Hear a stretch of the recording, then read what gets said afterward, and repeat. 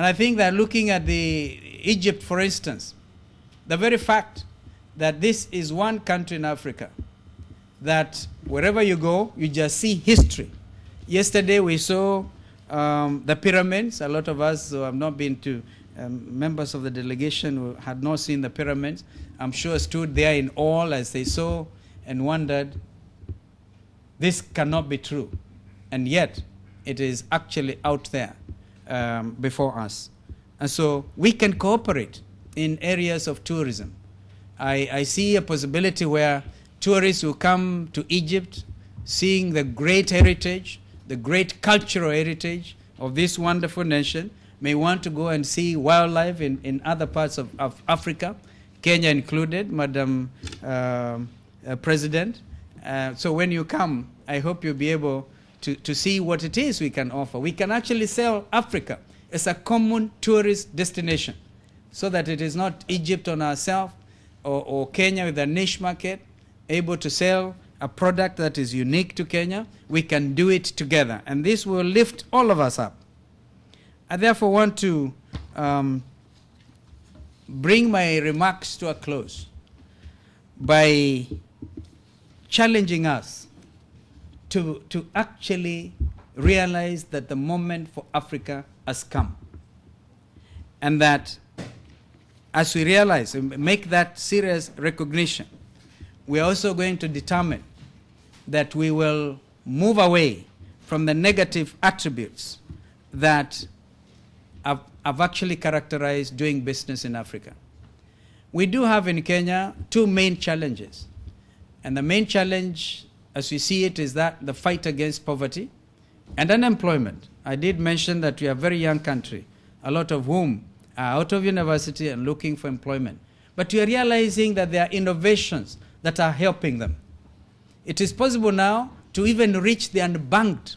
A lot of people have never gone to a bank, are now able, through something they call M-Pesa, for instance, through the telephone, through a cell phone, you're able to do your banking. And this is becoming a very innovative approach. If Africa seizes innovation, and this becomes linked to public universities and private universities, institutes of higher education, develop products that are going to make Africa be the #1 destination, even for investment, you're then realizing you're adding on to the drivers, the instruments that I'm calling drivers, so that we can actually lift Africa together. Because unless we lift the rural poor, we cannot claim the 21st century. And that, I think, is where the challenge is. What is therefore the role of our universities? Centers of excellence, research, connectivity, which is why it's so exciting.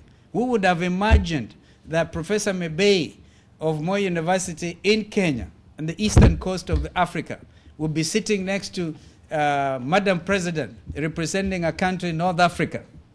And if you look at it, if you look at their texture, yeah, you can begin to see this is the beauty of being in Africa at such a time as this. Therefore, we want to suggest that universities collaborate together.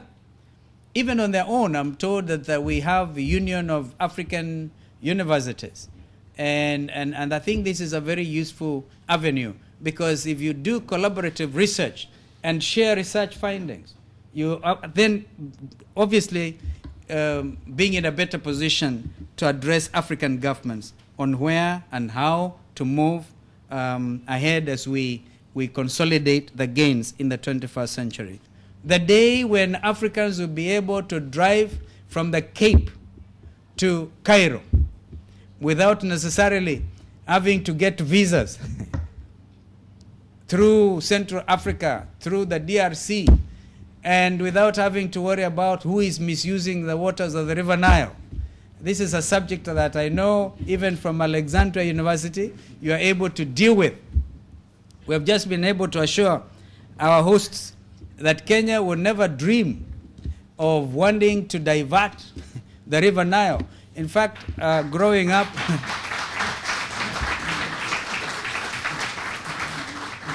and therefore all we are saying is there should be some measure of equitable sharing of the resources that come with the River Nile, Africa's largest river. And in it, we can see unity of purpose, a resource that is so fundamental to the well-being, not just of the Egyptian people, but the African people everywhere. And it does therefore hold that promise. And I think together, around the Nile Basin Initiative, we can literally weave our way through the challenges that come our way. So I wish you a happy 2011. Thank you so much.